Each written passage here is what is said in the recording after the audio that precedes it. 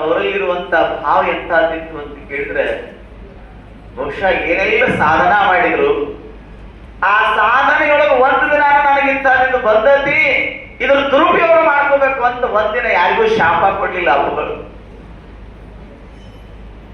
ಸಿಟ್ಟಿಗೆ ಬಂದು ಬೇಕಾದಷ್ಟು ಜನ ಅವ್ರನ್ನ ಏನಾದ್ರೂ ತೊಂದರೆ ಮಾಡಿದ್ರು ಸಹಿತ ಒಂದಿನ ಅವ್ರಿಗೆ ತಿರಸ್ಕಾರದ ಭಾವನೆಯಿಂದ ಕನ್ನೂರೊಳಗೆ ಶಿವಪ್ಪ ಗೌಡ ಅಂತ ಹೇಳಿ ಆ ಶಿವಪ್ಪ ಗೌಡ ಇವರು ಜೋಳಿಗೆ ತಗೊಂಡು ಹಿಂಡಿಗೆ ಆದ್ರೆ ಆಗಿನ ಕಾಲದಲ್ಲಿ ಜಾತಿ ಕಟ್ಟಳೆ ಭಾಳ.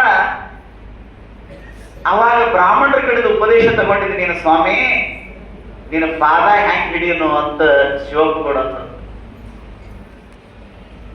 ಅಷ್ಟಕ್ಕೆ ಬಿಡ್ಲಿಲ್ಲ, ಒಬ್ಬ ಹಿರೇಮಠದ ಸ್ವಾಮಿಯಾಗಿ ನೀ ಬ್ರಾಹ್ಮಣರ ಕಡೆದ ಉಪದೇಶ ತಗೊಂಡಿ ಅಂದ್ರೆ ನನ್ನ ಮನೆಗೆ ಯಾವಾಗ ಬಂದಿ ಅಂದ ಬಳಿಕ ಈ ಜೋಳಿಗೆನ ನಿನಗೆ ಇರಬಾರ್ದು ಅಂತ ತಿಳ್ಕೊಂಡು ಕೈಯನ್ನು ಜೋಳಿಗೆ ತಗೊಂಡು ಕಸಗೊಂಡು ಗಾಳಿ ಮೇಲೆ ಹೋಗೋದ್ ಬಿಡಿ.